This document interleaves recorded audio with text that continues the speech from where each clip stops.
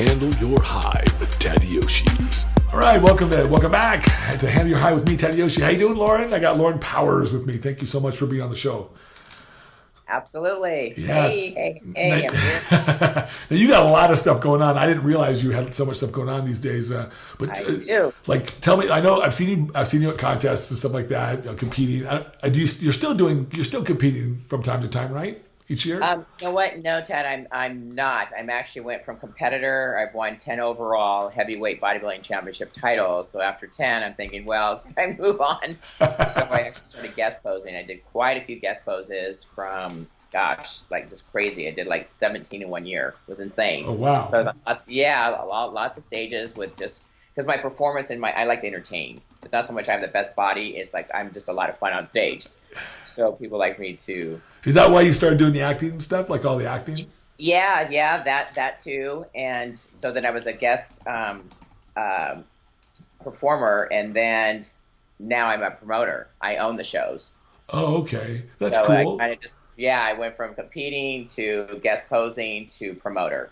Okay. It only took me 10 years to figure out. Instead of me paying to compete, they pay me to compete. Well, but you also do a lot of. You also see you doing a lot of like acting and stuff like that work, right? Oh yeah, big time. I've had my SAG card since 2004. Oh wow. I've done things from Jack LaLanne on Arliss on HBO. I worked with Brian Gumbel on Real Sports HBO. I've been on True Hollywood Story. I've been on We Channel. I've been on Spike TV. I've been on numerous, like probably.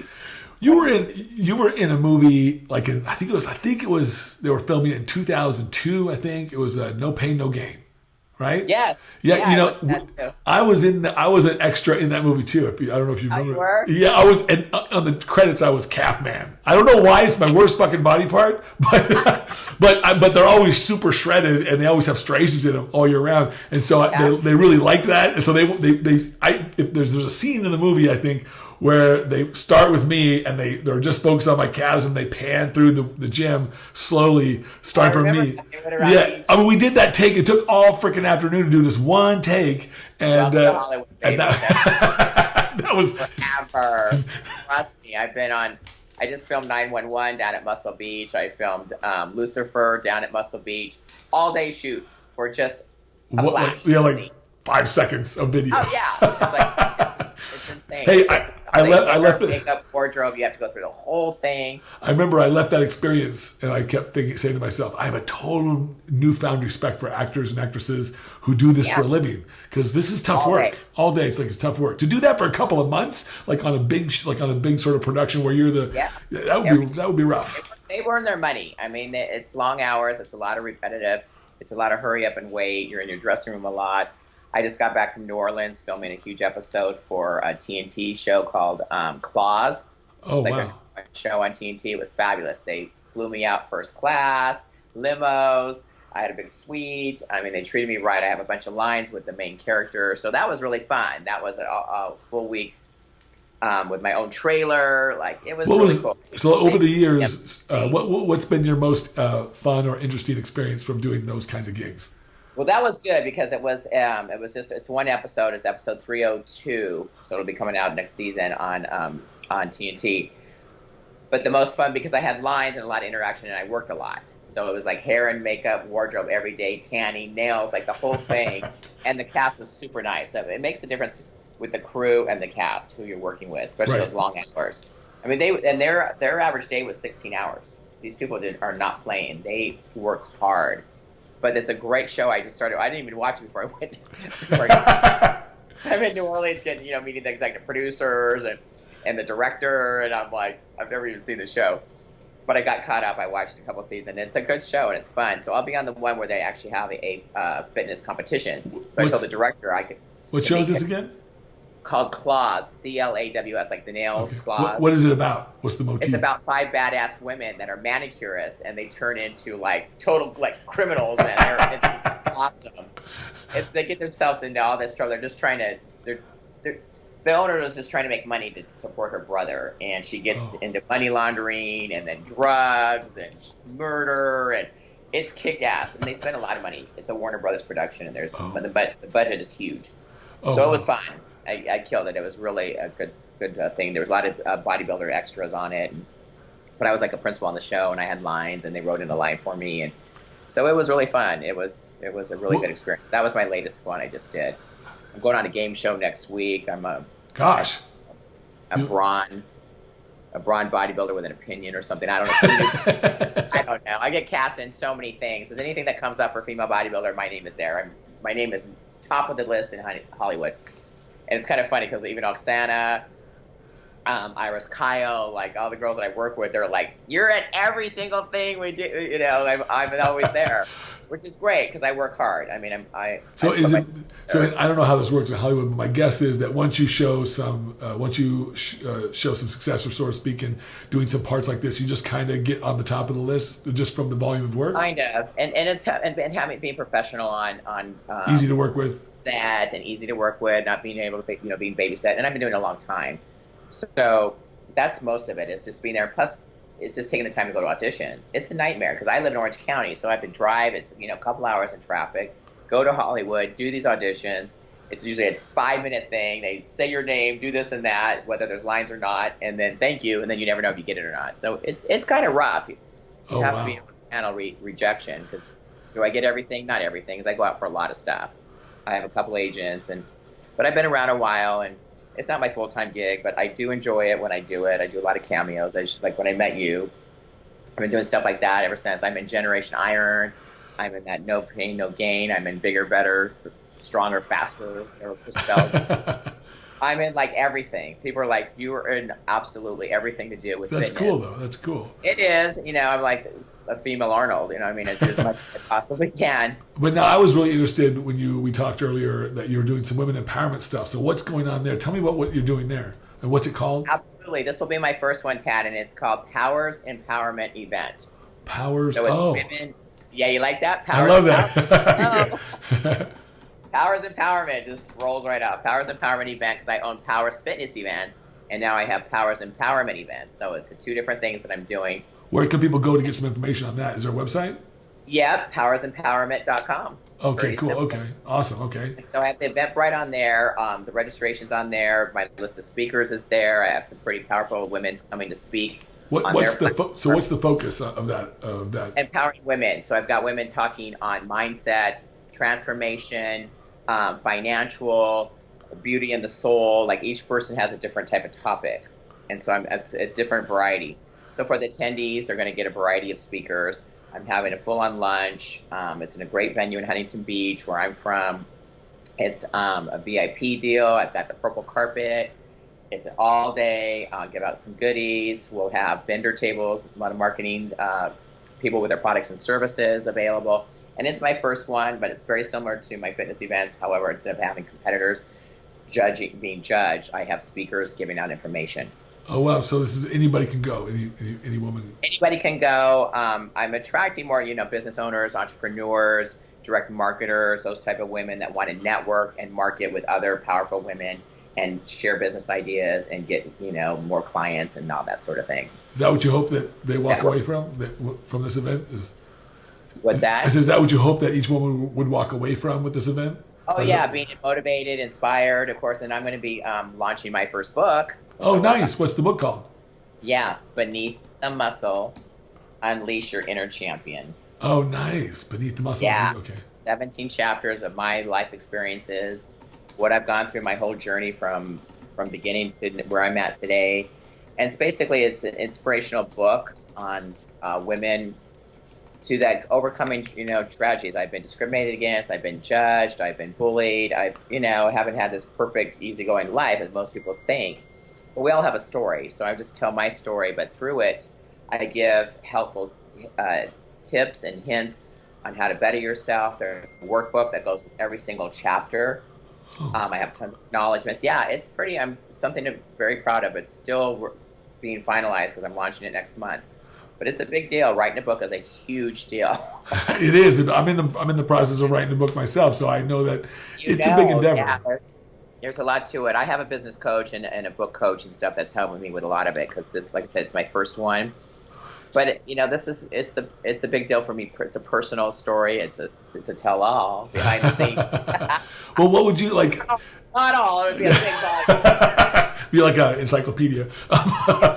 But what would you like to speaking to other ladies out there from your perspective and your experience, like and focusing on some of the messages in the book? What would you say is like important for them to come across with? Like, what would you say one of the most important messages you learned in your career dealing with? Because everyone deals with discrimination to some degree. Everyone's going to deal with it, especially women in our culture. Yeah. But they'll deal with it at certain levels. Some people have more of it. I dealt with it from a race standpoint when I was young because I looked very Asian, but today I don't because I morphed into more what my mother looks like, more European looking. So it's just, so I've gotten to see both sides. But what would you say was important for you, and what would you share with other people? I think my biggest message is just to be true to yourself and be your authentic self.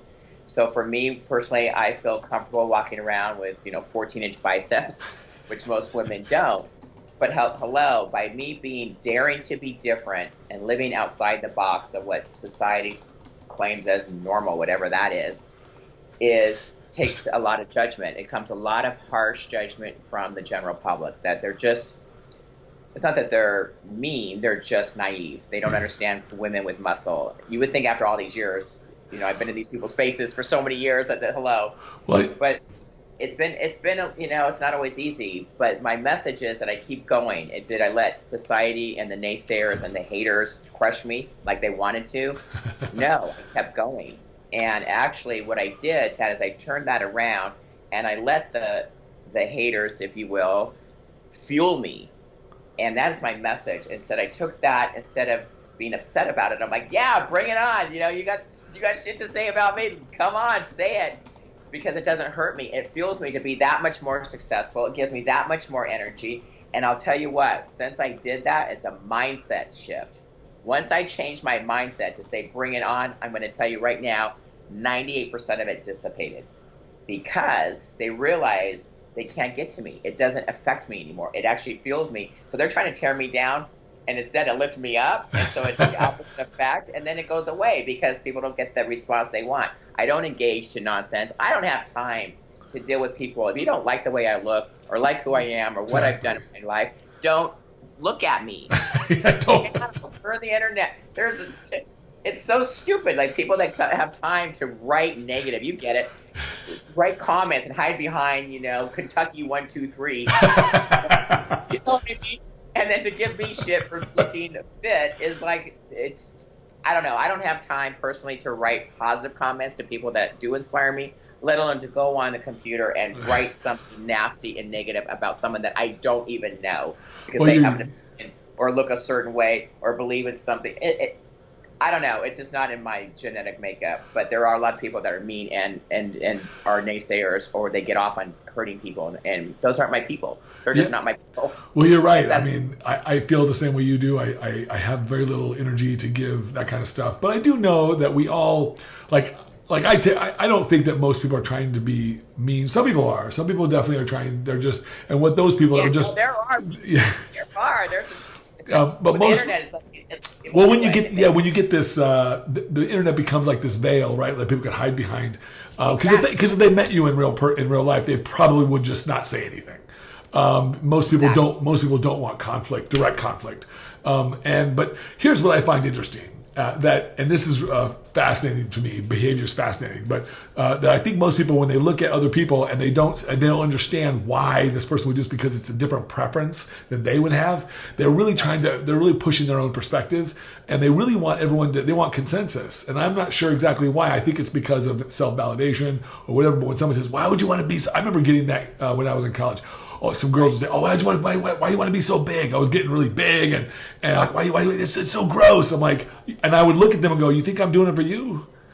I'm like, I am not doing this for you. I'm doing this for me. It makes me feel good. Like, so now wasn't trying to be mean. I was trying to point out that's the honest answer. Yeah, that's what I'm saying. It's you're being authentic to you. I'm authentic to me. I tell people my physique is on purpose. This is no accident that I have to look the way I do. You know what I mean? There's no magic pill. There's no drugs. There's nothing that you can take to make this easy. I've been an athlete my entire life.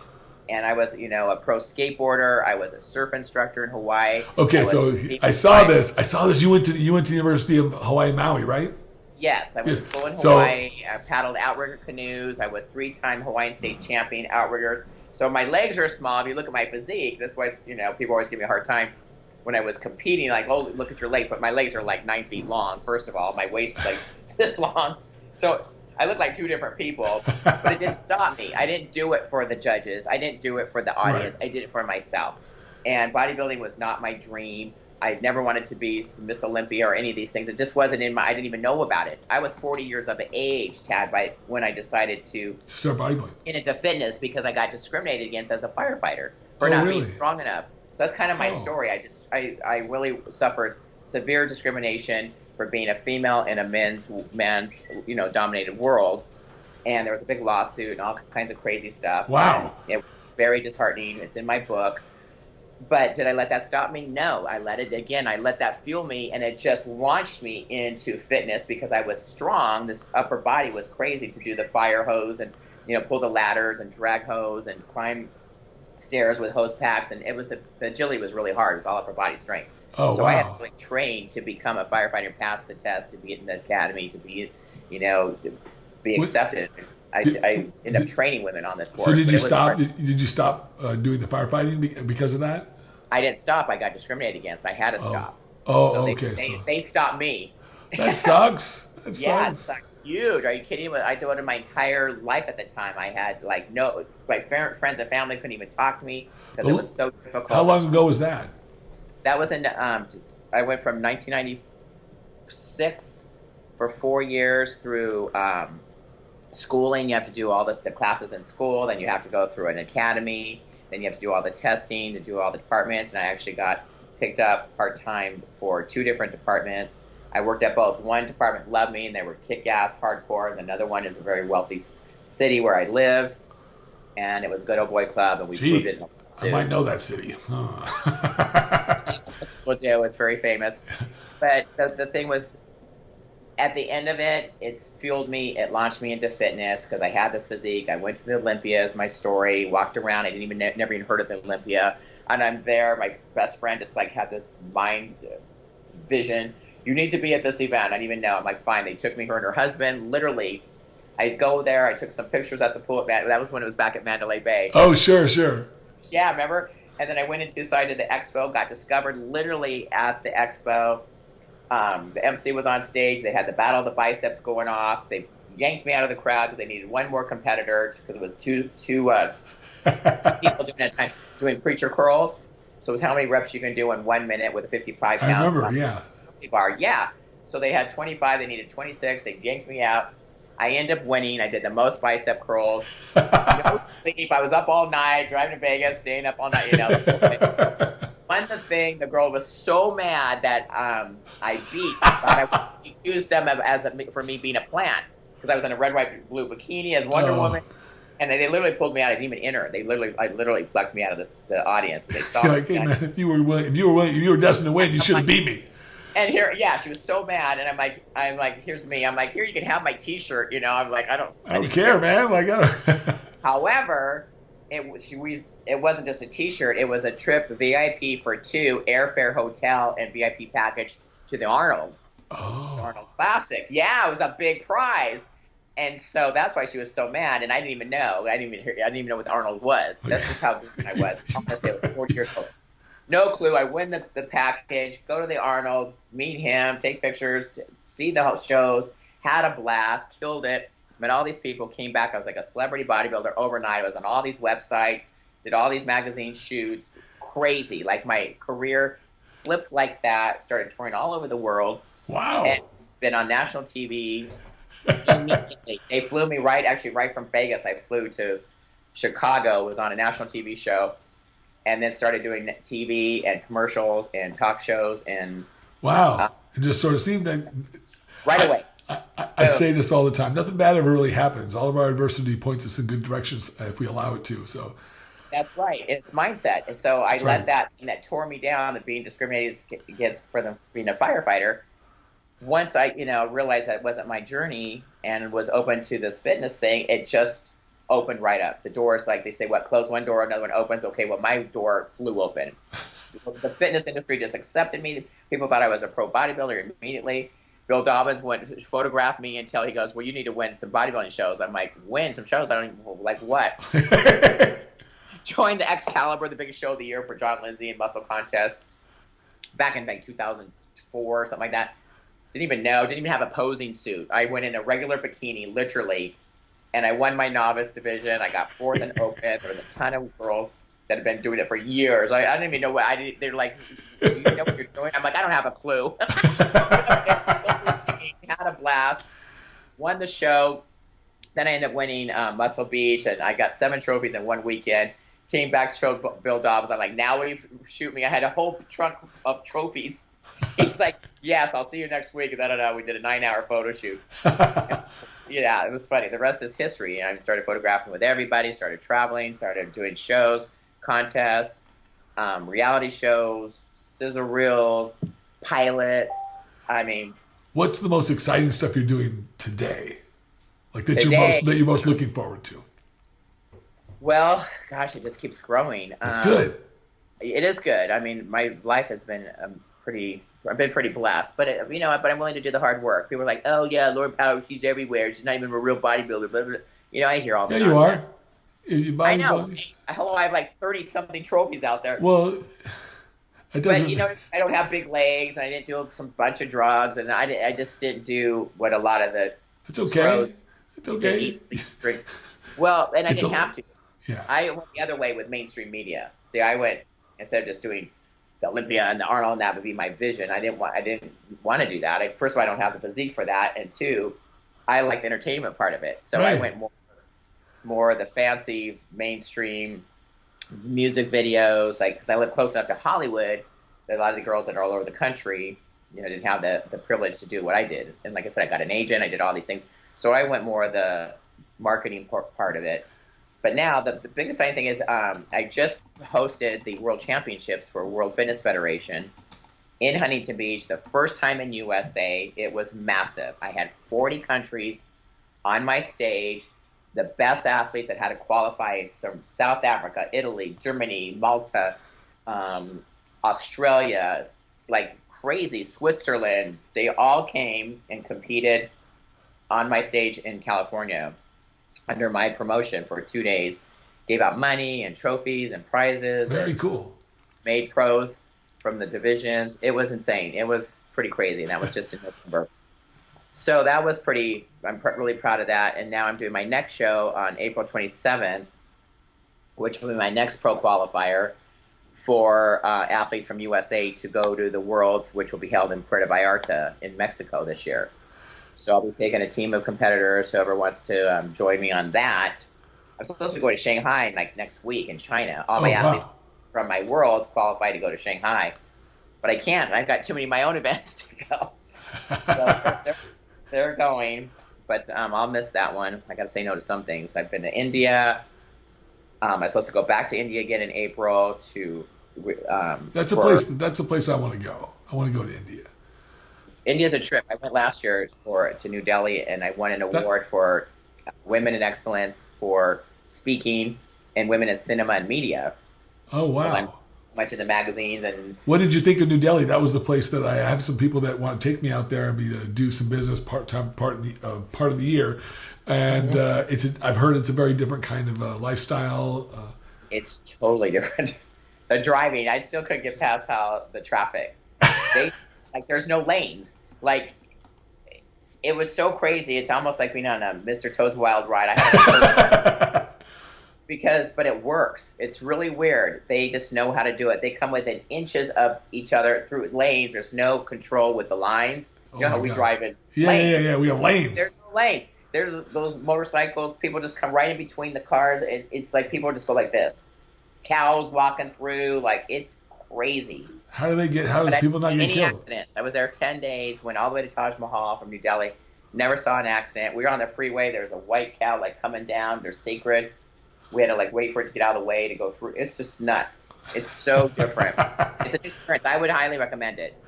I had a great time. Of course, I was with Team USA. We were all speaking. We were all with women entrepreneurs. There was 200 of us from Women Economic Forum, which I'm going to be giving awards at my event next month from Women Economic Forum. What's that? It's a women's empowerment group, and they're looking to have 1 million ladies join. It's a worldwide and it's called global change. It's called Women Economic Forum, WEF. Okay, Women and it's based out of India. Dr. Harbeen is from India. That's where the inaugural global yearly, the annual event is held in April every year. That's where I got to go last year in April. I'm going to hopefully be able to go again this time. It's a big trip. But we're looking for members, women that want to be empowering women as well to make change. They speak on very heavy-duty global issues that's going on in our world. So it's not just, rah, rah, rah motivation. It really is. And I know I had the privilege of speaking there last year, and I'm invited to go back again this year. I think a lot of I was just talking to somebody else in the gym today about this, that when you go to other countries, you really realize, especially as an American, you go to other countries, you realize what we really have here is very special. It's very special, but people just take it for granted. It's not perfect, but it's a very special thing. We're the first country really in history to really sort of stand behind freedom for the individual, liberty. Oh, it's a big deal. And it's a big deal. And so we've sort of paved the way, whether we realized it or not. And so it's really kind of a unique thing in history. But other countries don't think, I think people kind of assume that this is the way everybody kind of lives, and it's not really the case. So these kinds of groups are very important. We're very blessed, and we should not take things for granted. I've traveled literally all over the world, and I'm always grateful to come home. And I think, again, that's why I'm so successful, is because my mindset stays in gratitude. Yes. And I think that is very key to anyone that's listening, that they should keep that in mind, because it's huge. It really, really is. You get what you give. I'm a firm believer that we get what we give, and how we give is by how we feel. And in our lives, and so there's always that adage, and it's expressed differently in different religious perspectives. But the one that we know most here in the Western world is the Christian perspective: "Ask and you shall receive." And I really believe that the way we ask is by how we feel and what we give off. And if you're always in the state of wanting, that's what you'll get. You'll get more wanting. But if you're in the state of true gratitude for what you have, appreciation for the things around you, for who you are, where you're at, then man, you just get more of that, and life just yields to you so many wonderful things, and you begin to see it so presently, and I think that's so powerful. Everything I've got at my fitness shows, you have no idea, because the reason I started them is because as a competitor, I just saw what was going on in the industry, and I'm sure it's a little political. It can be. It's gone absolutely insane. It's all about money, what coach you have, what team you're on, and this is well known. I'm not talking out of school. This is straight up what's happening in the industry, and I feel sad because the person that hurts the most is the athlete. The coaches make the money, the promoters make the money, but the athletes are used. I see it. I'm at so many shows. I see it all the time with the scoring. It's pathetic, and pictures don't lie. Your eyeballs see. We got 10 guys up there, and this guy looks amazing, and the other guy wins, but he's on the team that was guaranteed to win. It's insanity what's happening. I couldn't stand it, so I'm like, you know what? Let me just give the athletes a fair shake. So I'm known as the athlete for the athlete and the show that gives back. So speaking of giving, I've given everything I've got. I get all these sponsors that give me all these things. Do I keep it? No, I give it to the competitors. I was giving athletes bags of swag for like $300 worth of goodies from awesome. Quest bars, swap field, like you name it, I was putting them in the bags. It was a lot of work. It was all on me. Right. But then it's like, oh, well, I won your show. Now I'm going to go do the other show. I'm like, no loyalty. Well, yeah, I'm all for giving back to the athletes. I think that because I was an athlete, of course, for so many years. But I did recognize that when I went into a show, I knew what I was signing up for. Like I'm not like nobody gets taken advantage of from that perspective. Like if you know what you're signing up for when you get into it, and the way that the judging is, sometimes it can feel a bit unfair to many people. But I really truly believe, like because I judge on the IFBB, the Pro League. I judge for them, and I don't feel like I've never been approached and said, "Hey, you have to judge this way." Never been approached that way to do that. That's good. And so and all the competitors know. Like when I judge, I will oftentimes judge the amateurs too. So I get lots of competitors asking for feedback at the end, and a lot of them don't understand why they may have placed where they placed. I tell them from my perspective why I placed them, but I've never been given directives as to how to judge. It's always been the assumption that I use my best efforts and my best judgment from what I see. And I think the perspective perspective from a lot of athletes is that they oftentimes feel that way, that there is some politics. I don't always agree with that. I do believe that it's out there. I do, but in certain areas, and Southern California has had its. Well, yeah, that's where I live. Yeah, and I lived there too. I was born right up there in Inglewood, and I lived in Temecula for many years before I moved outwards. So I know that there's sometimes it's a little funky dunky, like I didn't agree with it. I don't know. So, it is what it is. But it is what it is, right? Business plan. I mean, it is what it is. People buy into it. But today, I do believe that it's a bit better, especially that the industry is so much bigger. I do think there's some value there, but at the very least, I would tell people, like, look, you know what you're getting into. Like any sport that you go into, there's in any industry, right? Like anything here's how you create fairness. You be the you, like you said. You be the you that you're going to be, and don't rely on validation. Don't rely on it. Your success will come. Your success will come when you stay true to who you are and you're authentic. Exactly. No one can hold that back from you. Not even. It's just a show, right? Nobody can hold that stuff back from you. It doesn't matter. At the end of the day, I mean, I treat my athletes as they're all winners. Right. To me, just being there, I don't care because people don't know their journey. Some people, Yeah, exactly. They don't have the best shapes or whatever. But I'm like, you know what? They get up there and then I interview them and they lost 75 pounds. You know what I mean? Right. So you don't know people's backstory. So I make it a point to try and I read bios on these athletes so and the audience can relate and then inspire people. That's my whole thing. So I'm not just there to slam, perfect physiques down people's throats and give them a pro card. That's not my personal intention. It's to give everybody a fair shake for no matter where they start. And I do for fit moms. I have that's cool. Do different things. I have novice ladies. I have masters over 45. So I'm really into that side of it, just giving people that would have a rough time at some of these bigger shows, and it's it works out. Like I said, I hosted the World Championships, and that nobody could ever take that away from me. It was massive. Oh, that's cool. Yeah, it's cool, but the industry's gotten a little crazy. There you are. There she is. She's popular again. I know. That was the women from Global Woman. Oh. The president. Yeah, I'm dealing with some powerful ladies. This whole entrepreneur empowerment side of it's good, but I'm going to be doing my own personal Fit Fabulous at 50 plus. I wanted to ask you about that. Yeah, like what's this? I work with several people like this, and I'll be doing it online so I can go global with it. I'll be speaking on other stages. I'm going to be traveling with it and letting people know throughout my 30 years of experience. Is that kind of talked about in the book? Is it kind of a piggyback on the book? Yeah, it's going to come from the book because there's coaching throughout the book. But then my whole personal irresistible offer will be to work with me, and I'll be like a virtual trainer showing women that are intimidated by the gym, like different exercise equipment, and let them be coached through that. And then all my secrets and tips that I've found. Not only just through fitness, but overall, beauty and self-care. Because to me, you've got to put yourself first, and that's not being selfish. That's hard for women, I think, in general, because they're told something different in our culture.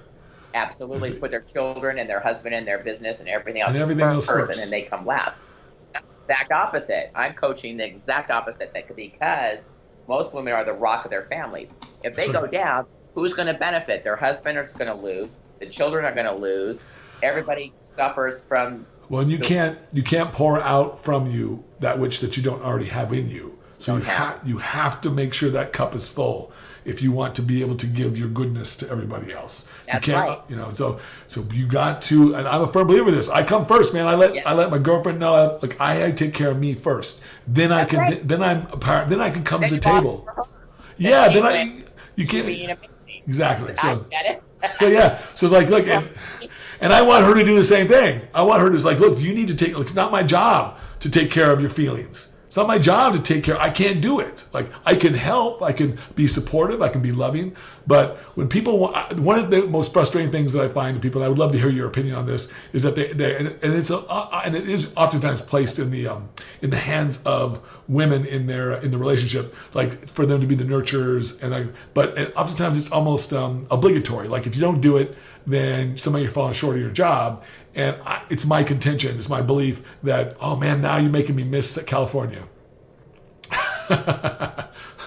That it's up to each one of us to I know, right? Show you my Oh, okay. Wow, well, you have a wonderful garden. My dog. I got my dolphins, my fountains. It's just so nice out of one. Oh, wow, Taking yeah. my dog outside. It's awesome. Wow, all right, It's still cool. sunny, so it's beautiful out. I know, I'm grow my missing own it here. lemons. Oh, wow. Lemons. Yeah, my own lemons. I got trees all over. Yeah, this is my house. You get to go a little tour with me. This is my front. Oh, very cool. Or, yeah. I make my little sanctuary. See, we have to take care of ourselves. This is my domain. I'm gonna have I'm gonna construct a Zen room where I can meditate and I can do all my and something similar, but inside my house. Oh, nice. Yeah, here's my Zen yard. Yes, it's all Japanese Zen garden. My fountains. Then I have a whole patio. I do a lot of filming here, so it always looks nice. All right. Yeah, see? I'll sit out here for a minute, get some fresh air. So, oops. Here we go. Yeah, so what's going on? Come here, Millie. I got my puppy. But yeah, the self-care is huge, and that's going to be one of my big messages about taking care of yourself first, from the inside out, though. So, I'm a believer. I host. Can you hear me? Yeah. Oh, do we have poor connection? There we go. It's better now. It's good. Are we still good? Yep, we're good. Okay. Yeah. Again, my message is really strong. Take care of yourself from the inside out. So, do you have some self-care is modalities? huge. Do you have some modalities that you recommend for women? Because I always recommend mindfulness that as a start, like mindfulness and journaling. These are two things that anybody can do that can help improve these things. That can help improve our well-being indirectly. Do you have some things that you recommend for women? Well, yeah, it's all about manifesting the life you want, being true to yourself. So it's manifest, mindset, and motion, and maintenance. So we want to create something, so we manifest it. We have to have the mindset to follow through, and then putting it in motion. That was taking action to make it happen. This doesn't just happen. And then maintaining it.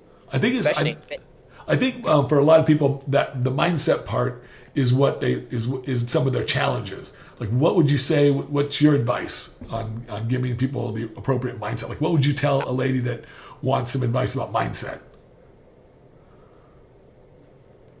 Yeah, so I'm going to go inside. Our connection keeps. Oh, yeah. I don't know if it's me or you. That's my big walk outside. Let me turn some lights on. You're good. It's good. Mindset is absolutely huge, and I set it every day, and I do by setting the intentions, what I want to do that day. I make lists of it. I create things in the night before, and then I just make things happen. I'm queen of manifesting my days and my actions and the outcome. How do you? So what's your? Tell me about your. Okay, your process is when you start your day. How do you do this? I usually, which sounds kind of weird, but I see my whole day when I'm sleeping. My subconscious is so powerful that I can create my whole day, even my whole house. I design this in my sleep. So I'd wake up and contractors would be here, and I've already seen it, like my bathrooms and the kitchen. Like, I've already seen it in my mind. So do you go to bed? So do you go to bed with the intention to like develop this idea that for your house, and then you go to sleep, and then you'll dream about it, basically. That's right, in the subconscious level, and I wake up and just create it. So I just follow through what I've already seen. It's really weird. How do you combat the self-doubt? Because a lot of people will do that, and then they'll start to use logic and start to question, oh, well, maybe this is a better idea. What do you do with that? I have such strong willpower that if I say something or I think something, I just make it happen. Nothing stops me. I'm probably the most driven person that I know if I want to make something happen. But as my mom would say, I'm the most immovable person as well on the other flip side. And if I don't want to do something, it's almost impossible to get me to do it. That's why I like social media and all these things. I just don't want to do it, so it doesn't get done because I can't stand it. Even writing my book, just to be transparent, it was so hard for me because it wasn't my priority. It was hard, and it was something I didn't want to do, but I knew I had to do it, and it's a project that I have to complete. But it's being so vulnerable, Tad. That's the hardest part. I'm literally putting my life out there to be ridiculed and judged and and all these things. But at this point in my life, I don't care. These people don't pay my bills, whatever. You want to support me, great. Read my book and learn from it. If you don't. There's many people that do. You know what I mean? So that's that's mindset. I'm flipping the attitude like we talked about earlier and using those naysayers and all the haters. And where I really learned that, and it's in my book as well, is when I got the opportunity to work with Lady Gaga herself. Oh, wow. I spent a whole day with her, and she told me, she goes, embrace your haters. She goes, as many people hate you are the ones that will love you, like her little monsters. You know what I mean? And this what is do when you she's mean? Eat outfits and all that crazy. Remember how she had such a hard time when she came out on the scene? Everybody was talking shit on her. You remember? Because she's so weird. She was so bizarre, and they accused her trying to be like Anna, but she was so outside the box and daring to be different. She is my idol because I loved her too, just for that. I didn't like what she. For that, because she laughed when I met her. She laughed $90 million to the bank that year. Right? I'm like, okay, this lady, she's got something to say, right? And I just connected with her, and that switched my mindset that very day when I got to spend personal time with her, literally one-on-one. When she shared that little tidbit of information, I was with her mother, with her grandmother, her sister. What did she say exactly? What was the? Embrace your haters, because it's called balance. As many people love you will be as many people that hate you. And she had the haters, and she had her little monster fans. But look where she is today. She is completely. So do you embrace your haters? I embrace my haters. Yes, I do. And you see interviews of me. I just did it with you earlier today. Haters, bring it on. You want to talk shit on me? Go for it. Because again, I love it, because that means the balance of that with people that will love me. Right. There's an old adage in Hollywood that says any press is good press. Right. Well, you see it on the magazines every day. They've got some actor on the rack for something. It's all crap. Right. But it's still publicity. It's ridiculous. But, they deal with it every day. I mean, I've been on a lot of national TV shows, and, haters come out of the woodwork against me, too. It's so stupid. My mom will be on there going, oh, when Lauren was a little girl, and then I'll see, oh, that's a man. I'm like, how stupid are these people? You know what I mean? It's they want to perceive that, it's like they can let them do whatever they want. These people mean nothing to me. You know what I mean? It's like if they're that, we talked about that earlier, if they have the energy to write negative things on their keyboard about someone that they don't even know, they just saw me on TV. It has more to do with what's going on with them already. Of course, it's always an internal issue. Yeah. It's like reflection, and that's okay. I know that, and I'm a very powerful person. My energy is massive. Anywhere I go in the room, people know I'm there. I know this, and that's why I'm going to stand for women's empowerment, because I want to use my innate power for good and to inspire and motivate other women to tap into their own inner champion. Hence the book, Unleash Your Inner Champion. Okay. So that is my message. It's very strong. I walk through just chapters of my own life and how to relate it to other people so they can do it in their own. And this workbook has questions after every chapter that they can reflect on their own lives and how to turn things around for them, as like I did for me. Everything that happened to me, from partying in the 80s, doing tons of drugs and all this stuff. Well, yeah, everybody did it. I was on jets and yachts, and I had an amazing life, cocaine and champagne. Well, yeah, but who didn't? You know what I mean? However, I didn't let that take me down. Now I can say today I'm 24 years clean and sober. This is a massive triumph over something that could have gone wrong. You know what I'm saying? Yeah, absolutely.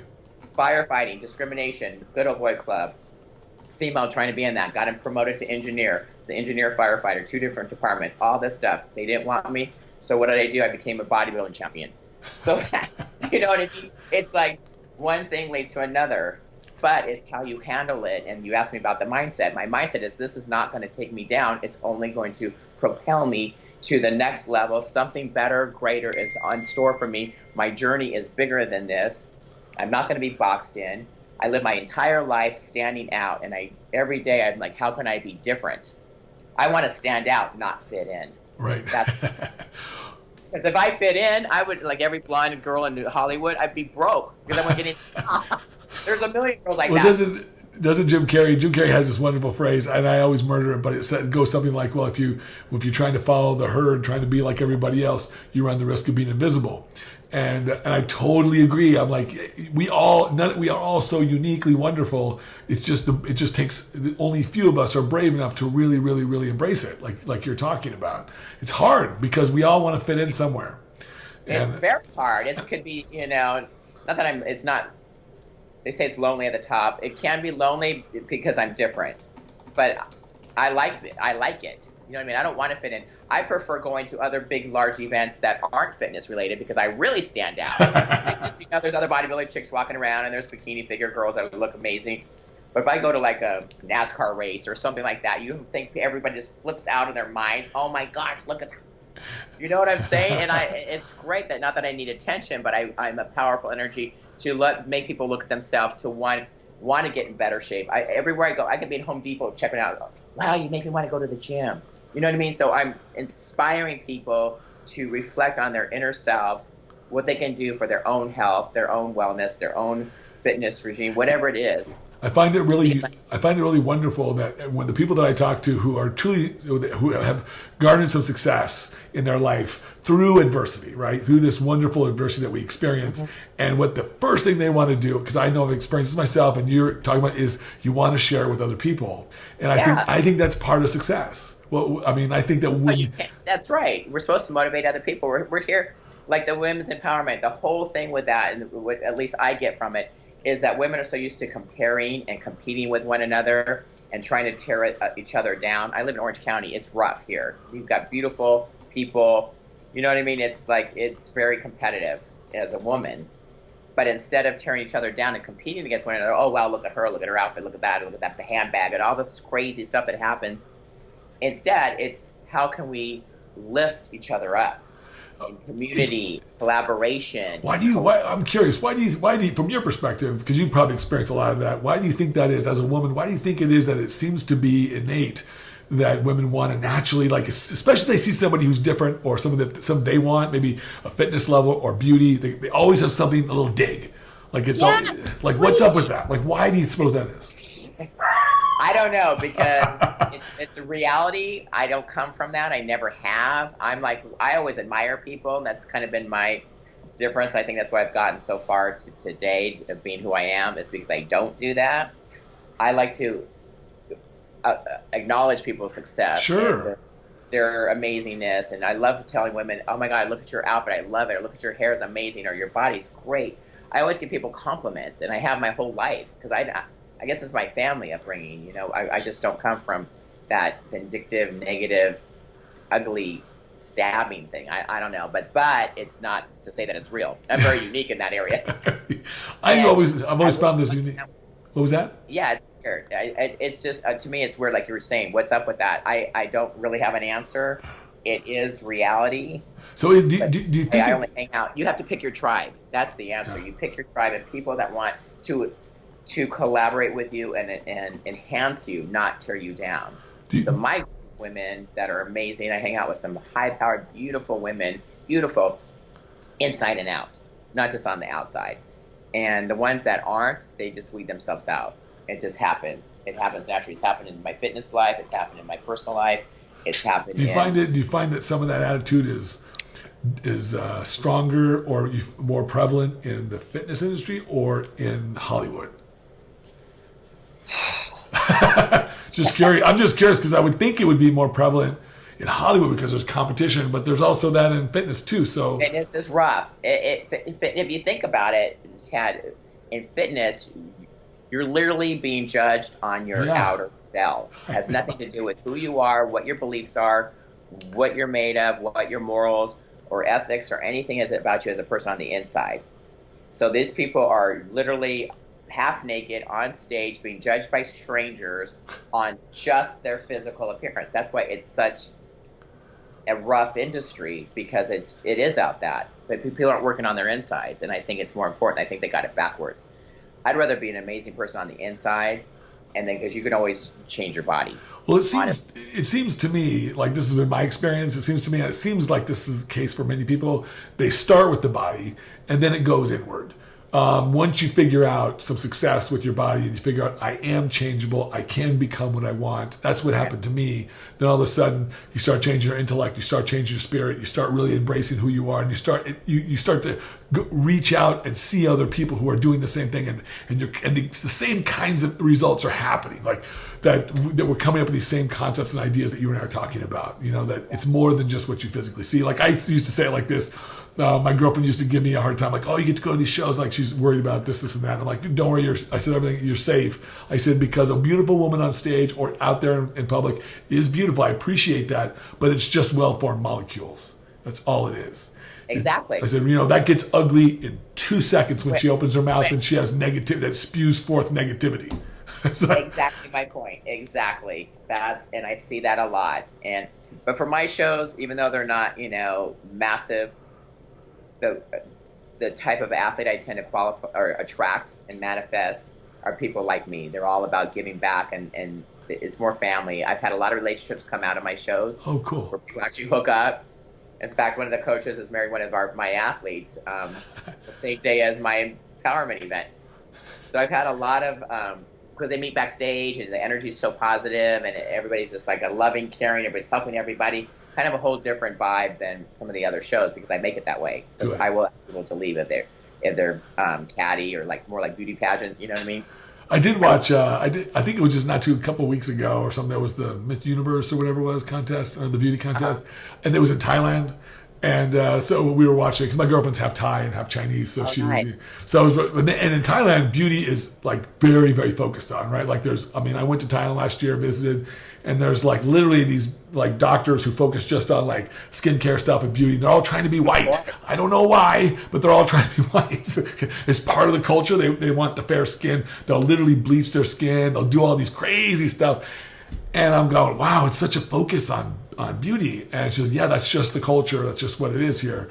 If you're dark, you're like a field worker. You're considered like lower class. And I'm like, wow, man, like, just like you're judged by your appearance. Yeah, we're like that here. Like that's the only conflict I personally have with what I do, being a judge and also in this industry. But here's the way I have shook hands with it. I have to judge on the competitors on stage, but I'm only judging what their efforts and their physique. I'm not judging them intrinsically. I see everybody intrinsically equal, but we're not equal physically, and we're not equal in the efforts that we put forward. And it has nothing to do with who they are as a person, only to do with what they're representing on stage. That's it. Exactly. That's exactly. My judges, speak about that all the time. That my judges are judging by the physique they see on stage at that moment, not what they did before, right. Not what they're gonna do, not who they're dating, not who their coach is, none of that. Not their ethnicity, none of that comes into play. It's just what they look like, the package they brought that day. That's it. No, my judges are not coaches. They don't have the athletes in the show. I don't allow it. I used to, and I try to keep it really fair, and it still didn't work because it's like, well, that coach has 5 athletes in the show, and people just assume that it's probably a conflict of interest. Yeah, I don't like that stuff. Even though everybody else does it, there's always. So I gotta ask because it's one of those. It's my favorite topic. Hawaii. So like, how did you when you went to school in Hawaii? Because I'm native Hawaiian, part native Hawaiian. And my cousin was a senator, Daniel. That was my cousin when he was alive. Nice. So and my family, my father's side of the family is all born. My father was born in Honolulu, and he was like world surfing champion in 1959. So like I have deep roots there. And every time I go there, everybody recognizes my last name. But I didn't grow up there. But I loved Hawaii. I'll probably buy a home there in Kona and retire there for my last residence. But why did you decide to go to Hawaii? Well, right out of high school, my mom's ex-boyfriend at the time moved to Kauai.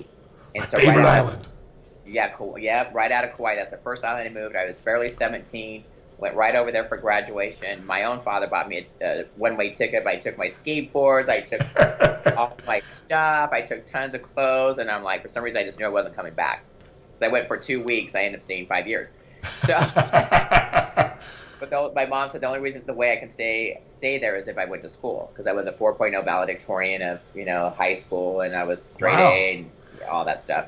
Gave the speech and the whole thing at Huntington Beach High School. I went on a pro skateboard tour my whole last year as a senior. I didn't even attend one day of school, came back, graduated on stage, big to do for students. It was insane. You were a pro skateboarder. That's awesome.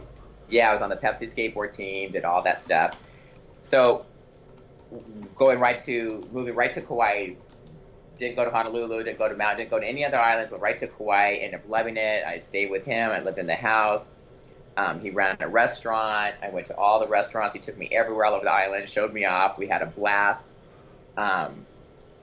Met some of my best friends there that were born and raised there. I was surfing, so I was like local haole girl. I ended up going to college. I had to pay non-resident fees. That's because expensive. I wasn't 18. Yes, it was expensive because I wasn't 18 and I wasn't a resident, so I had to pay non-res fees because until I turned 18.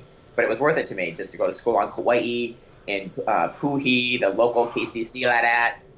I was like haole girl. My chemistry teacher didn't even know my name. He was like haole girl. And I ran a kayak tour guide at one of the big hotels, Kauai Surf at the time. Wili Wili Harbor. I did the whole 3-hour tour and sold suntan oil at the pool, and that was my career there. I made tons of money, had tons of fun. I was 17, killing it, had just a great time. Went to school. Then my mom and stepdad took me to Maui for vacation. Fell in love with Maui. It was like going back to Newport Beach. Met all my friends there like crazy. I'm like, oh my gosh, ended up shipping all my stuff. Went to school in Maui, started and ran Maui surfing school. So I taught surfers beginner surfers every day how to surf. That was my career. Oh wow! Great, made again tons of money. My pictures were all over the island, and it was just amazing. It was amazing. Paddled outriggers. That's how I had upper body strength. It's from 18, 19, 20, 21. I surfed and paddled every day. Wow! I did Molokai Channel. You can appreciate that. So I was out of 52 girls, I was number 1 picked because I was the most jacked up paddling and surfing. That was and I already have genetics for strength. So number 1 picked, paddled Molokai. We went from Maui to Molokai for training, and then the next week went from Molokai to Oahu for the race. Crazy swells, 7.5 hours in a canoe. It was absolutely insane. But I did that back in the day, 82. I crossed Molokai Channel. So yeah, Hawaii was a big part of my life back then. It was a lot of fun. Do you go back and doing that stuff anymore? Not paddling, into paddling here in Newport Beach. Had some fun with that, and teaching the surfing. I'm too spoiled. I like surfing in Hawaii better than here. It's too cold there, man. It's too cold. Yeah, it's too cold. I know, right? Your skin's got to hit the water. Exactly. I mean, I surf once in a while locally, but not like I used to. I've done so many things. I've done every sport: surfing, water skiing, skateboarding, snowboarding. So of all these sports that you've done, because you've done a plethora of them, like what's your favorite? Water skiing is probably my number 1 favorite. Oh, wow, that's cool. Just love it. Yeah, and I got pretty good at it. Slalom ski. Then I got into the wakeboarding, and I can fly across the wakes and that kind of stuff. Have you seen those? That there's this like ski thing, this water skiing thing where it's like jet propels you with water in the air. You seen this? It looks like you're flying around. Have you seen this thing? I forgot what it's called. I've got it. It's on that my thing website. looks rad. That thing looks insane. I did. Yeah, you go straight up. I went as high as you can do my first time, and then you dive down and go under the water like a dolphin, and then you dive under. I did all that. They're talking in your ear, and they tell you how to do it. With a big jet pack, is that what you're talking about? Yeah, that propels water out the back or something? Yeah, it's this little, like a jet ski thing that's the propeller thing. Right, it pulls the water through it. Yeah, you pay to do it, but I filmed it doing it. I filmed a little reality show in my life, and so we got to film that, and it was really cool. Oh man, that looks awesome. Cool things. I mean, I really have. I'm pretty blessed. I live a pretty amazing life, but there's sacrifices as well. Like we talked about being judged by the public, being different. I intimidate a lot of men. I'm single right now, so that's have to. See, how does that? Yeah, how has that affected your personal life? Because for men it's a little different. For obvious reasons, because even when you elevate hormones and you get bigger, there's a lot of women that appreciate that. And there's not as many men that appreciate women who are more, who are strong and who have a great physique. And I mean, really, that's just part of it. It's a personal preference issue. So it is. So you limit. So how has that affected you in that way? Well, I don't have time for it right now. I'm so busy Yeah. in my own career. And if a man isn't confident enough to be with me, then they're not for me. Because I need someone that's pretty confident in their own self, because I'm a pretty powerful person. not just outside, but more inside. And you got the name to prove it. Correct. So it's just, but there's a lot of men like all over the world. I've got guys, fly me here, fly me there, and all that. I just haven't made that my priority. Doesn't mean I won't. Got a few things on my plate to deal with, that in the book and all that. Once this thing settled down a little bit. What have you been married before? Have you been married before or no? No, I've been so busy. It's just never been my thing. Well, that's okay. I don't think you have to be perfectly honest. All that. It's just not. It's not my journey. I was, like I said, I was doing the firefighting thing and just doing really hard things that I didn't have time for relationships and children and that whole route. It wasn't. That's not me. I'm an athlete and an entrepreneur and an entertainer. That's my life. I like to be. I think as long as we're all doing the things that excite us the most. Sometimes it's relationships, sometimes it's our careers. I don't think there's any wrong way to do life. I really don't. I don't think there's any wrong way. The right way is the way you want to do it. And so if you're doing it based on other people's ideas, then I'd say that's probably going to lead you down some roads where you're going to be disappointed. I like to keep happy. So whatever makes me happy. Now it's traveling around. Like I toured all over the world and had a blast and seen the different cultures and different men. I mean, in Turkey, I was very popular. In Italy, I was very popular. Really? So there are Turkey, really? I would have. Oh gosh, crazy! Those guys are out of control. They like all the muscle. They love the muscle. So I did all that muscle shows and all that stuff in New York. I mean, I've done everything, and I'm on True Hollywood talking about it. I've been on HBO talking about it. I've been pretty open about my life and doing what I do, and I'm proud of all of it, honestly. And it's obviously in my book, so I really don't have too much to hide. If you want to know who I am, you can just Google me and all my shit's there. And it's good. I mean, I'm proud of my physique. I did it on purpose. I made a lifestyle out of it. Things, shut me down, and what I do is I take that, turn it around into a positive, and just keep going forward. And I think that's my mission, to share that with other people. And it doesn't matter what it is. If it's not your journey, just accept it and then move on and replace fear with faith. And that, once I did that, my whole life has changed. Faith in what? In yourself or? Faith, in yourself, being authentic to yourself. And I'm a believer. I'm a big Christian. And I believe that God's journey is what it is. And we're just actors on this planet to do and walk through the path. And when you get out of your own way, like I was forcing the firefighting. I mean, I'll be totally honest with you. I just kept wanting it. It's the only thing in my life that I didn't get all the way. And once I realized, because that wasn't my thing to get, because I would have forced it. I'm telling you, I feel this strong in my heart. I probably would have been killed, because it's a very dangerous career. Yeah. Because it wasn't my journey. And if you keep forcing something, and that's what I learned, and I want to share that with other people. If something that you just keep going after and after and after, and it's a struggle, you might want to step out of your own way, pray for something different, be shown a different light maybe, and go a different road. Like with the firefighting, that shut down, and I went down the fitness road, and that was my path. Look what's happened to me. I can't go anywhere in the world people don't know who I am. Whether they like me or not, I don't care. They know who I am. You know what I mean? And I just say, I say that lightheartedly, but I know most people like me because I'm a good person. I have nothing negative to say about anybody, because it's just not my way, as we talked about. But some people, they want to make judgment, and that's on them. It's not me. That's their life. Look at themselves. You want to be. I know that everything that comes out of my mouth is a reflection of me. So that's why I make sure that what comes out of it is always coming from a place of love and understanding. The best that I can do. And when I find when I find myself falling short, I take a step back, go back to center, and I reapproach it. And I'm very, very willing to say I'm sorry. I'm very willing to try to take things to try to take other people's feelings into consideration as much as I can. But it's not my responsibility to own them. I can only own my own.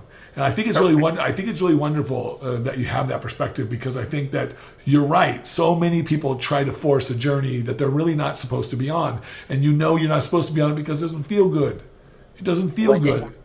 Yeah, I kept forcing, and I was like, why am I not getting this? I applied at all these jobs. I'm used to getting almost every job I've ever applied for. I've been in sales forever, and I can professional interview. I can go anywhere and get that job. It's just been my path, because I manifest, I have the mindset, and I get what I want.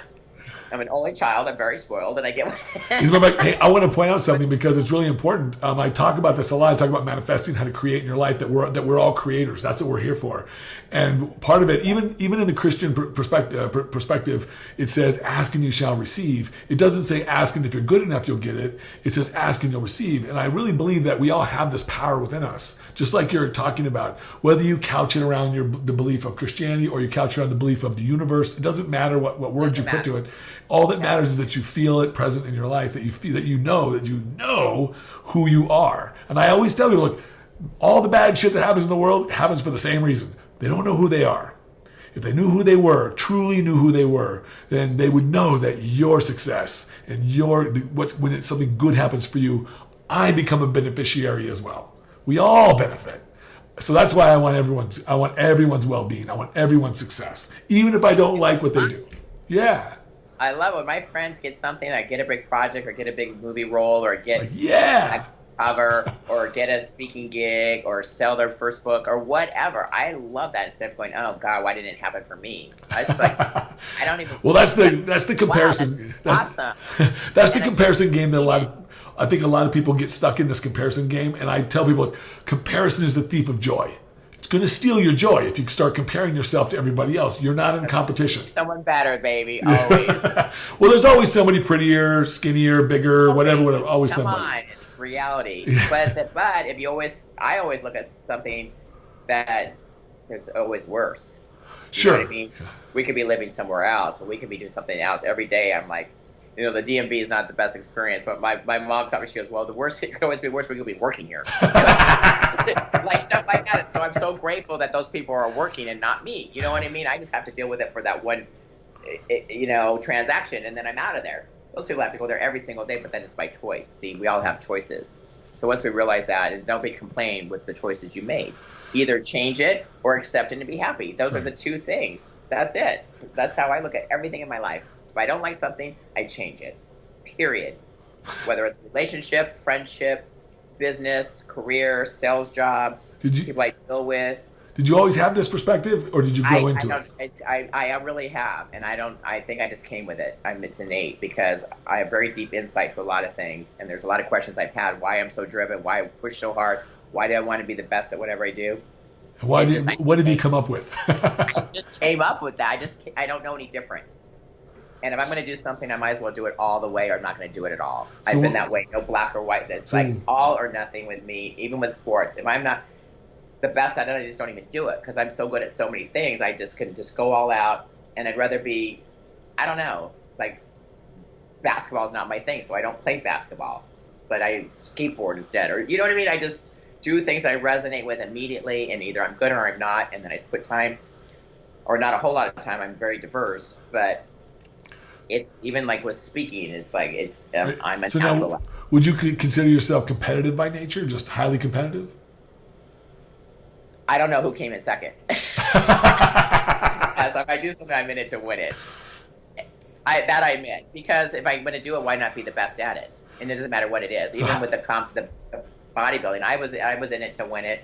I always, I love doing the Muscle Beach shows because it was very popular, it was fun. I could go out and be myself, and it wasn't so corrupted stuff in a lot of ways. But every time I went there, it was for a reason. I was always either filming a reality show. I had sponsors there. I was guest posing. I had the Harley out there. I was doing the Wonder Woman gig. There was always a reason. I was doing it for Japan TV, China TV, at Sports Illustrated, travel TV. I've gotten so much TV from that, and most people didn't want to do it. I'm like, are you crazy? Opportunity. You know what I mean? I'm always like, I don't know, step ahead of stuff because I just see things different. But I always do it for a fun reason, and I always help. And that's the difference. Instead of taking, I always give. I always give more than I get. Always. So now, so I'm curious about when you experienced losses, like whether it be bodybuilding, whether it be skateboarding, what did that do, like emotionally or psychologically? How did you approach loss? Because I ask this question for a lot of people who are successful because they all seem to have similar answers. I'm interested in what your answer is. But there's no right and wrong answer. It's But how did you confront that? Yeah, losing. It's not my favorite thing. Of course. But I don't look at it as a loss because I go in as a champion, no matter what it is, by applying myself and entering or putting myself out there. I do a lot of things that a lot of people don't want to do. You know, public speaking and all this. People are like, "What do you do? Are you crazy?" You know, and I'm like, they're like, "You're not even trained." I'm like, "I don't care. Just I'll just." By the way, your answer is very in line with everybody else. I read this study back when I was 14 years old. I was just starting bodybuilding, and I wanted to know why why some athletes are in the top 1%, and those are the icons of the sport. The people like the Michael Jordans and the really truly iconistic athletes. What makes them different? And psychologists determined there were several attributes that were very different, but the one that stuck out to me was the one that took into consideration loss. How did these individuals see loss in their careers? And every single one of them said that loss was something they looked forward to because it helped them identify things that they needed to do to become better. They never saw loss as loss. I'm going to say, you figure it out what you can do to better yourself, what the competitors did, what it was this opportunity to find out more about yourself. Okay, I couldn't win. Why didn't I win? Identify those things, get better at them. Let's do it again.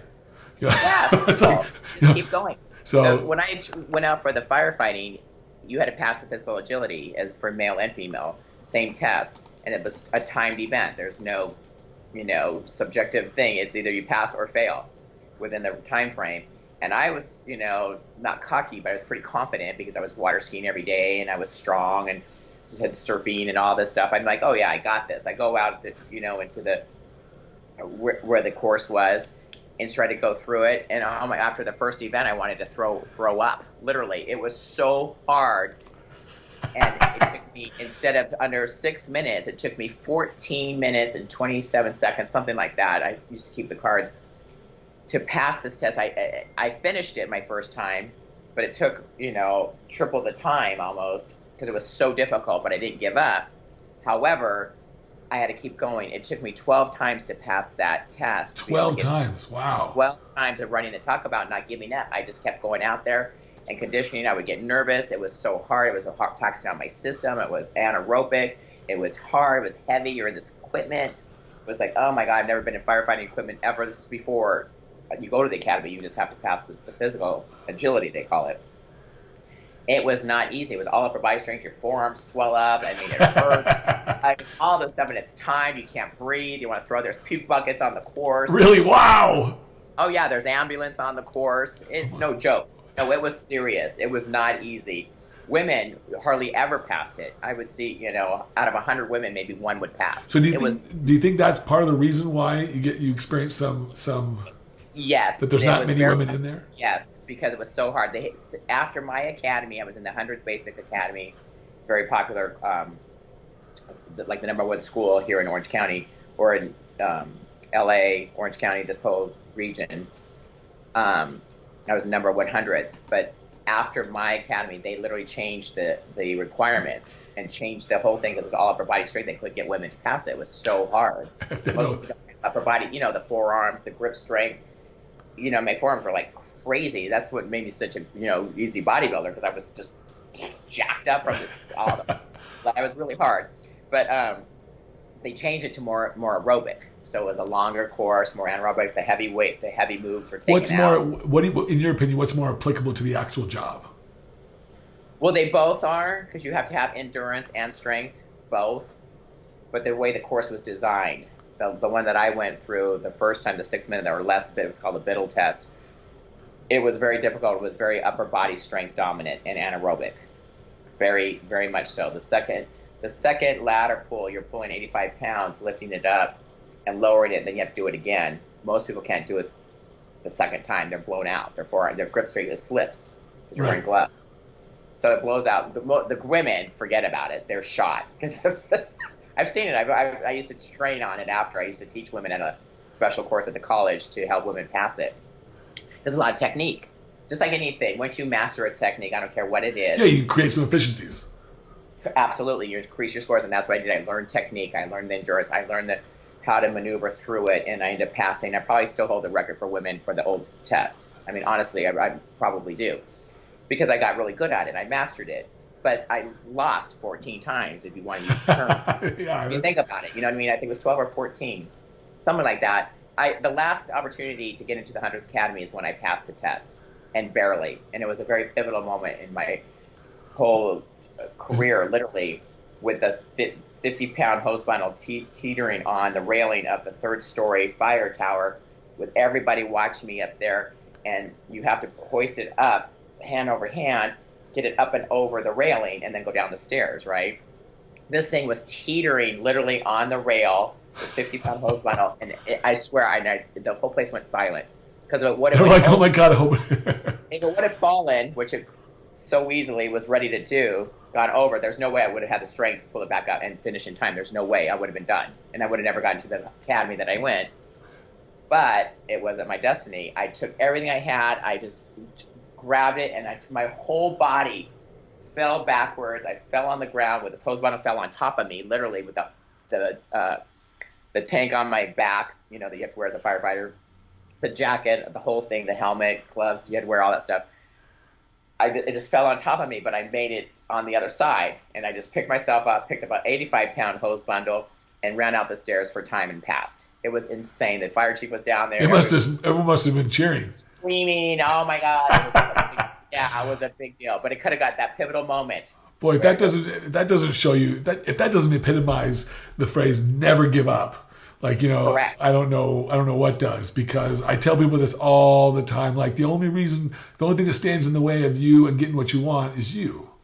It's Correct. like, whether you want to believe you can do it. Most people, I say this a lot, but I ask two questions when I start working with them, and there's no right and wrong answer, but I do it to point some things out. Are you positive, and do you believe in yourself? Most people say yes and yes, but the answer usually is no and no, because most people are only as positive. You'll find out. Yeah, and I'm hoping to create the idea behind asking the question isn't to make them feel bad. The idea is to give them some awareness about what's really going on in their life. If they really want changes. If you really want to be positive, then you must be positive even in the midst of negativity. Because most people are just only as positive as they are as their situation allows them. Once they experience somebody coming at them with negativity, they have a hard time keeping the perspective. It's natural. And then when it comes to believing in themselves, most people have just as much faith in themselves as a positive situation confronts them with. In other words, once they get confronted with losses or challenges, then it's like, oh, I don't have the genetics, or oh, I don't know if I can do it. Oh, I have this thing going on here. I have this complication.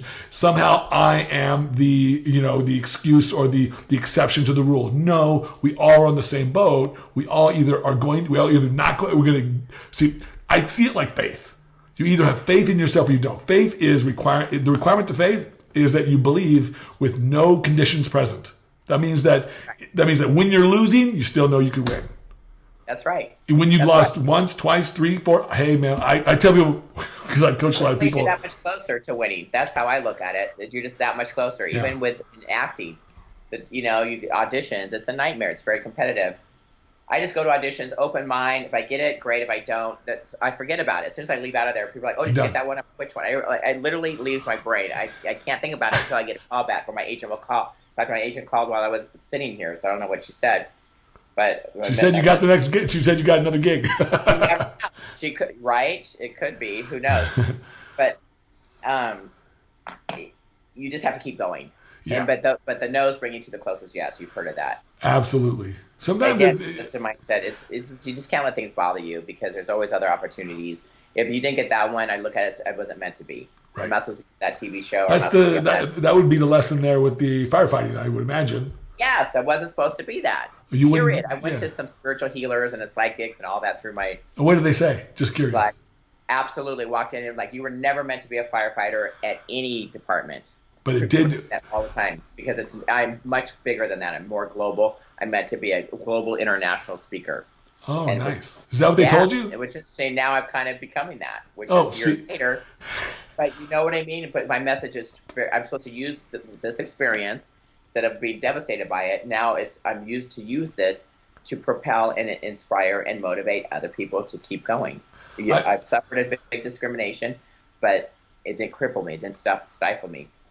It just didn't. Even in the fitness industry, female bodybuilders are like the hardest on me. You think that they would appreciate hard work. I've chopped down a lot of barriers along the way through my career. I've taken a lot of hits being out there in the public eye. and setting myself up for ridicule a lot because I'm on the TV a lot. You think they'd be thanking me, but most girls are like, because it's jealousy. It's so weird. I've seen on the feeds women just ripping on me, and it's like, are you kidding me? You don't even know me personally. And the ones that do love me, like, but this was a while back. But I've seen on the things, it's like, are you kidding? I just like I don't even engage. I can't. It's like, that's another trick. If you're in the public eye, do not engage in feeds about this negative about yourself. Right. It fuels it. It's like, that's what they want. These naysayers, they want you to engage and fight back. And then once you do, you set yourself up for a thread of nonsense. You know what I mean? Everybody's going to jump on. If you just ignore it, it doesn't bother you. People don't even know if you see it. I don't even look at it anymore. So if you talked on me in the last 10 years, I haven't even looked at it. Because I don't care. I'm so busy making positive moves in my personal life and helping others in this industry so much that I don't have time. And my mom's like, Lauren, you don't have time for all the people that love you, let alone people that are giving you a hard time. I say it's not worth my energy to some of that stuff. I don't get a lot though, but I'm sure that there are people out there who, obviously, there's always people out there who want to just express what's going on inside them, some frustration or anger, and then you or anybody, anything could be just the next excuse. It's just the next excuse. When you're out there, I mean, you've got your own show. You're doing what you're doing, what we're doing right now. You're putting yourself out there. There's a lot of guys that probably are pissed off because they think they should be doing it. Why? And they should. They should absolutely. The coach, or what are you, the diet coach or whatever? What makes you so special? They're saying that. They may not say it to your face or on a thread, but they're thinking it. But that's their problem. It's not yours. You're like, no, I don't know. My next show, buddy. You know what I mean? Like, yeah. Well, my next guest is going to be this. You be a guest on my show or start your own. Exactly. Well, there's a big. Everybody. Exactly, precisely. I believe in a world of abundance. I believe there's more than enough room for everybody here. There's more pie on the table. Like we all have room for it. So I think that's why I'm always celebrating other people's successes, and I rarely have true criticisms of people's lives because I don't live in somebody's shoes. I'm happy for people's success, and if I could get something from it in terms of inspiration or learn something new about myself. Like, why do I want to go and have those hardships myself to have to learn the lesson? Right. Like, again, that's back to my book. It's like I've experienced some things along the way. If I could cut people's, give them a shortcut where they don't have to reinvent the wheel or they don't have to go through what I went through. I'm like old school. We didn't have social media when I was first eating. You know what I mean? I used to go to the event and hustle sponsors face to face, fly in, go to these expos, go to these competitions, and get on planes and fly to places where people didn't want to go. I used to have a couple of Miss Olympias call me like, why? How does everybody know who you are? I'm Miss Olympia, and I see you on all these things. Help me. You know what I mean? I'm like, but are you willing to do that? And it should be the first question. Well, what does it pay? It's always not about the money. No. You know what I mean? Yeah. And I'm willing to do things. I was for the years. That necessarily wasn't about the money. The money comes later. It's like I never was money driven first. It's always what's the opportunity? That's right. What can you do for other people? I do the same. I have the exact same approach. It doesn't. Yeah. What comes around goes around. I'm a firm believer in that. It's like I'll just think of money, then I'll get a check from some residual I did in 2002. You are a true creator. You're a true manifester because you allow so much to you. This is the people that are screaming for their success. Why can I not have this? I want this. I want this. I want this. They're not allowing it, and they have to forget about trying to get it. And let the universe bring it to you, like God, the universe, whatever. Let the ultimate powers in your life bring it to you. It absolutely happens, absolutely. And I just hear you spilling it out. You're just exactly that. And so it's really wonderful to hear because you'll get what you want. I tell people this all the time. You're getting what you're asking for. You just don't realize you're asking for some of the stuff you don't like. That's like you got to be specific. You have that board and all that. Quick little story is, God, years ago I was in Cape Cod and there was this awesome white Harley and I just loved it. I didn't even know anybody that had Harleys. I've never even been on a Harley. I had my friend take a picture of me. I was in white overalls. Back in the day, they were little shorts. It was cute. A long time ago. Take a picture of me in this Harley, and I'll be dang it, like years later, I found the picture and I look at the Harley that's in my garage. You got it already. The exact same model. everything, but it wasn't white. I paint now. Mine's all purple. Everything I have is purple. My Escalade's purple, and my whole brand now is purple. This is purple. That's one of my daughter's favorite colors. Yeah, it just innately happened, and I just started to go to all these different speaker events, and some of my new mentor, her brand is purple. So I'm like right in line, but it just happens innately. So, but you create it, but you can make it happen. And then it comes to you. As small as that, painting your car purple with purple eyelashes. I've heard people tell some really fascinating stories about like vision boards. They'll do vision boards where they'll cut things out, and then years later they'll go back. I was on my vision board. Yeah, and they'll go, oh, wow, and they don't realize they actually got it. Almost exactly what they put, the picture they put on their vision board. Thank you. Exactly. I'm a big believer. That's called manifesting. Manifesting. Yeah. I'm a big believer in this too. This is all about energy. We are energy, and we attract to us what we believe and what we feel. And the way we do it is exactly the way you're talking about. It's kind of funny because you almost fit the mold for this. You think about it first, and then you believe it's going to happen, and then you just move towards inspiration. Your actions are just a response to what you already know. Mindset move. That's right. And you no matter how you describe it, and that's a wonderful way to describe it. It's the sort of process is almost always the same for people. I mean, Jim Carrey had this. I remember listening. I like Jim Carrey a lot because I think he really gets it. And I love his comedy too. But he talks about how he would, when he was really poor and trying to work his way up in Hollywood, he would drive out to Hollywood Hills and imagine that he lived there and imagine all these great roles he was getting. And then years later, of course, that would be him, right? And he said, man, but I also loved it that years later he would say, I wish everybody could get as rich and as famous as me so they could realize that it won't bring them happiness. Because I totally dig that about him, because I believe it to be true. I believe that the money and all that stuff is wonderful. Don't get me wrong. I love driving my Porsche. I love the nice things that I have, but they don't define me. They don't make me. I once believed that they were more important in my life than they are today, but now I know that that's just what helps color the back. That's just the nice backdrop behind the wonderful journey that I'm on. And whether that backdrop changes, I'm still me. I know who I am, and I know what kind of experience I want to have, and that's what really is what I'm focused on these days. I hear that in you a little bit too. I hear that you speaking of that too, like really, really, really enjoying your journey, enjoying your life, enjoying this, and when you do enjoy it, all the fruits come. Was that yeah? I'm the female you. Wait a minute, I got to take off my jacket because I know we have to look like twins here. There you go. So this is to say that being over 50, you can't still be fit. Amen. Like I'm almost at 50. I'm 48. Well, there we go. Oh man, your abs are better than mine. Fabulous at 50 plus. There you go. That's awesome. Mission. Well, I do. WFF, World Fitness Federation, USA, that I represent. Do you diet all year round? Do you keep yourself in? It's lifestyle, babe. It's lifestyle, yeah. And that's what I'm going to be teaching to my clients that are over 50. The lifestyle. They're not going to look like me. Hello, this is like all my whole life being an athlete, and you know what I mean. That's just not going to happen for most women over 50. However, I'm going to be helping women to be a better version of themselves. That's my whole mission now, is to let these women get over the fear of exercising. Is there really a fear? Do women have a lot of fear of that over 50? I mean, I know some people have some trepidation. They're intimidated by the gym. They don't know the machines, and it just can be overwhelming because most women didn't spend their life in a gym. You know what I mean? So they don't know what trainer to get. They don't know what to do. It can be expensive. So I'm going to be the virtual trainer but with all the tips, nutrition, all the shortcuts, all the. I'll tell you what you should have. You should have the Power app. There you go. So make an app for your phone, Power app. You can work directly with them. There you go. There you go. That's a great name. You got a great name for that. That's good. I think it was given to you for a purpose. I think it was given to you for a reason. Well, everything's for a reason, Ted. Everything. Come on. Absolutely. Hey, man, I know that nothing happens by accident. I believe the same thing. Nothing happens by accident. This is on purpose. Yeah. There you go. That's awesome. All right. Well, what would you? I just did a 35-day liver cleanse, so I'm pretty shredded right now.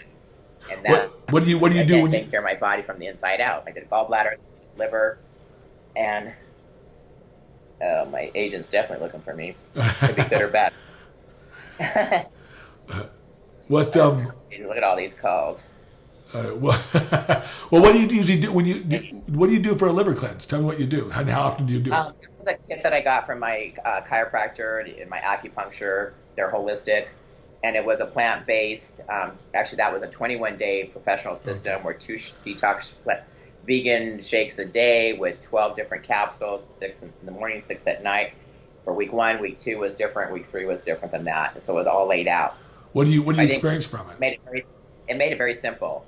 But I liked it. But I eat pretty clean, you know what I mean? But it was no dairy, no gluten, no sugar, no caffeine, no alcohol, no tobacco, sleeping well, lots of water. Like, it was a whole thing, which I try to live my life like that. I'm not perfect. You know, I love pizza and ice cream and everything else.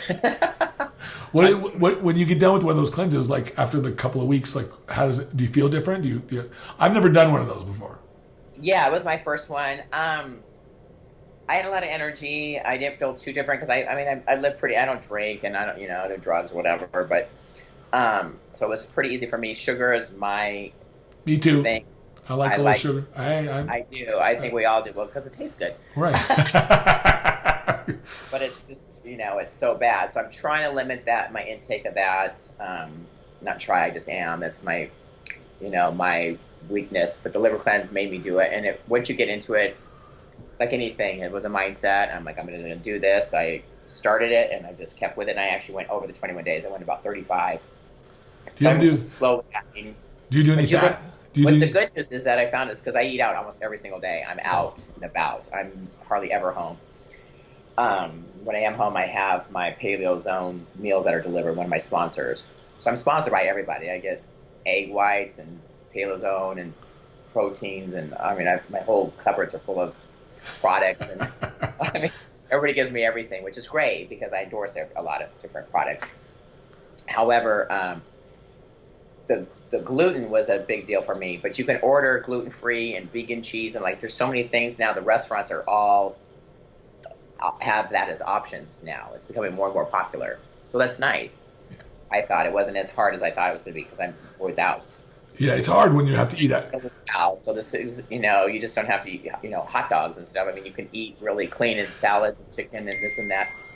I think these days you can. It's harder, I think, in the past, but today, like some states are harder. When I travel around, I see the difference. Like it's easier to eat clean when you're in California than it is when you're in, say, New York or in like some other places. I do. I really do. What's quickest and easiest to get. You can still find good food, but it's harder. It's just it's a bit more effort, at least from my perspective. But tell everybody what you want to leave people with here. We're going to close up this episode, but tell me what we want to leave people with in terms of. Forever. I know. No, you're great to talk to because I love your energy and I love your perspective because I think that. Everyone should take on that. When you take responsibility for your own creation, your own life, the way you have, then you get what you want, and you get to help so many other people. This life is a selfish endeavor. There's no doubt about it, and there's nothing wrong with that, in my opinion. But because naturally, like we talked about earlier, naturally, when we do have our successes, we naturally want to share them with others. We all want to be uplifters. I'm a firm believer in this. It's only the ones who don't know who they are that when you start to discover who you really are, then you naturally just want to uplift and help others because you become the beneficiary. I'm the beneficiary of all the love that I push out. So when people say, why do you do what you do, Ted? How come you're always nice? I say, I'm the one that benefits. I mean, I'm so glad that other people do too, but I'm the one that benefits. My heart benefits. My life benefits. Pretty amazing people in my life, and it works. It's just working. So what do you want? What would you say to the women over 50 or anyone who's your fans or anybody who's not your fans about these topics? Like, what would you leave them with? Like, what would be your message to those people? Well, there's so many things. Just be true to yourself and be proud of who you are. Stay confident. Have self-care. Put yourself first. It's not being selfish. It's being smart. That is totally. I'm such a believer in that. Yes, me too. There's so many things out there. Get yourself a mentor if you don't have one. They can be free. You don't have to spend a lot of money, but believe in yourself and be careful what you wish for, because you just might get it. Exactly right. That's exactly right. Well, you are a wonderful example, Lauren. I wish you much success on your book. I know it's gonna be successful. If you need a muscle, well, I'll give you these two for your. If they want to tell everybody, is there a website where they can find out information on all what you're doing? Well, laurenpowers.com has all of them. Because you seem to be in everything. You're doing so much stuff. I know, right? That's okay. That means you're having fun. That's what it tells me. It tells me you're having fun. So I want you to have fun. Yeah, I want you to keep. Well, you probably wouldn't be doing it. I don't do anything I don't want to do. That's right. It's not always easy, but it's effort. I mean, I do the work. I'm looking for a team. If anybody wants to jump and be an intern with me and learn some of this business, I'm looking for interns. Oh, good. Anybody that wants to do social media to help me, because that's not my thing. Data entry and all the computer technical thing, I can do it. I just don't want to, because I'm too busy getting content and inspiring and motivating other people. I'm out on red carpets. I'm out on events. I'm out promoting events. I mean, I'm just really putting myself in where I need a team of people. So if people want to be on my team, I'm really looking for someone. If someone sees our message here that believes in me and my message and wants to jump on board with me, I want to grow and help other people and share my knowledge so people can take over my fitness events. I'm looking to really mentor people to be a better version of themselves for empowerment, but also run my fitness shows. Good for you. Because I don't want to do it that much anymore. It's because I love it, but I've already taken it to the top. I already did the worlds, you know what I mean? And I want to travel, and I'm a USA judge too. Like you were saying, you judge, I judge as well. And because I consider myself very fair. But so I'm looking for mentors, people to mentor and be on my Powers team. They can reach you on your website, at your website? Yeah, laurenpowers.com. Pretty simple. Okay. On Facebook, on Instagram is Lauren Powers Official. Facebook is Lauren Powers. I have quite a few. They're all on my website. The icons to click on to find me out through all social media. I have like LinkedIn. I'm on all the platforms. I'll put your website link in the body of the notes of when I publish this. But you are so awesome. I really continue to wish you much success, and I hope your book does really wonderful. You'll have to send me a copy when you get it, when it's published. Absolutely. And I'll definitely read it. I love hearing stories of empowerment, no matter who they are. But thank you so much for being on the show, and I really appreciate. I know how busy you are. You took a lot of time to do the show, so I appreciate that. Finally, right? Yeah. After a couple of weeks of this and that, that's okay though. I knew that what I knew it meant would be that it would be a good episode. So when it was right, it was right. Today was right. That's right. I don't fight the universe. That's what I was telling you. I don't fight it, man. If it's going to be there, it's going to be there, and it'll happen in the right time, right place, and right everything. And we make it happen. That's right. High five. There we go. Thank you so much, Lauren. You have a wonderful rest of the day. You too. All right. Thanks. Handle your high with Tadayoshi.